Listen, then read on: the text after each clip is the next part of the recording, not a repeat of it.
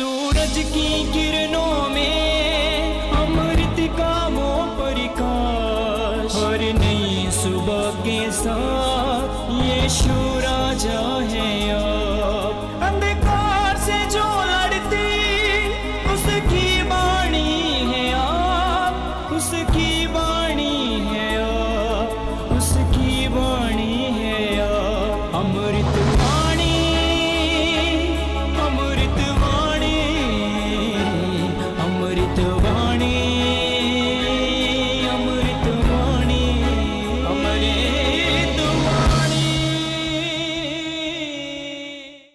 पहला पाठ। रोमियो के नाम संत पौलुस का पत्र, अध्याय 4, पद संख्या 20 से 25 तक। इब्राहिम का विश्वास विचलित नहीं हुआ, उन्हें ईश्वर की प्रतिज्ञा पर संदेह नहीं हुआ, बल्कि उन्होंने अपने विश्वास की दृढ़ता द्वारा ईश्वर का सम्मान किया। उन्हें पक्का विश्वास था कि ईश्वर ने जिस बात की प्रतिज्ञा की है वह उसे पूरा करने में समर्थ है। इस विश्वास के कारण ईश्वर ने उन्हें धार्मिक माना है। वे अपने विश्वास के कारण धार्मिक माने गए।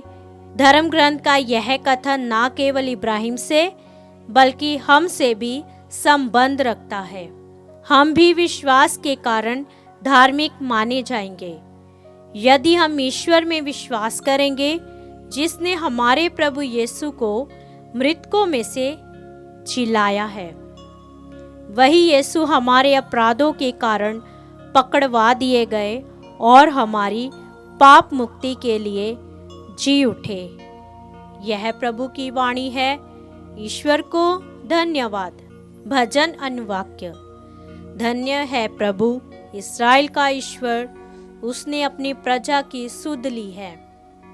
धन्य है प्रभु इस्राएल का ईश्वर, उसने अपनी प्रजा की सुध ली है। उसने अपने दास दाऊद के वंश में हमारे लिए एक शक्तिशाली मुक्तिदाता उत्पन्न किया है, जैसा कि वह अपने पवित्र नबियों के मुख से प्राचीन काल से कहता आया है। अनुवाक्य। धन्य है प्रभु इस्राएल का ईश्वर, उसने अपनी प्रजा की सुध ली है। उसने कहा था कि वह शत्रुओं और सब बैरियों के हाथ से हमें छुड़ाएगा और अपने पवित्र विधान को स्मरण कर हमारे पूर्वजों पर दया करेगा। अनुवाक्य।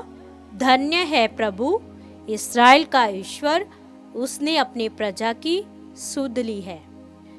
उसने शपथ खाकर हमारे पिता इब्राहिम से कहा था कि वह हमको सब शत्रुओं से मुक्त करेगा, जिससे हम निर्भयता, पवित्रता और धार्मिकता से जीवन भर उसके सम्मुख उसकी सेवा कर सके। अनुवाक्य। धन्य है प्रभु इस्राएल का ईश्वर, उसने अपनी प्रजा की सुध ली है। जय घोष। धन्य है वे जो अपने को दीनहीन समझते हैं, स्वर्ग राज्य उन्हीं का है। हालेलुया। संत लूकस के अनुसार पवित्र सुसमाचार अध्याय 12 पद संख्या 13 से 21 तक। भीड़ में से किसी ने यीशु से कहा, गुरुवर, मेरे भाई से कहिए कि वह मेरे लिए पैतृक संपत्ति का बंटवारा कर दे। उन्होंने उसे उत्तर दिया, अरे भाई, किसने मुझे तुम्हारा पंच या बंटवारा करने वाला नियुक्त किया है? तब यीशु ने उनसे कहा, सावधान रहो और हर प्रकार के लोभ से बचे रहो, क्योंकि किसी के पास कितनी ही संपत्ति क्यों ना हो, उस संपत्ति से उसके जीवन की रक्षा नहीं होती। फिर यीशु ने उनसे यह दृष्टांत सुनाया। किसी धनवान की जमीन में बहुत फसल हुई थी। वह अपने मन में इस प्रकार विचार करने लगा, मैं क्या करूं?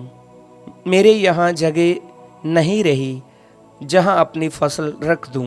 तब उसने कहा, मैं ये करूँगा, अपने भंडारों को तोड़कर उनसे और बड़े भंडार बनाऊंगा, उनमें अपनी सारी उपज और अपना माल इकट्ठा करूंगा और अपनी आत्मा से कहूंगा, अरे भाई, तुम्हारे पास बरसों के लिए बहुत सा माल इकट्ठा है, इसलिए विश्राम करो, खाओ पियो और मौज उड़ाओ।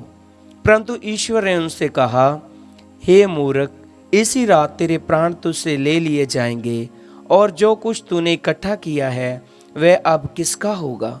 यही दशा उसकी होती है जो अपने लिए तो धन एकत्र करता है, किंतु ईश्वर की दृष्टि में धनी नहीं है। प्रभु का सुसमाचार। क्रिस्त की जय।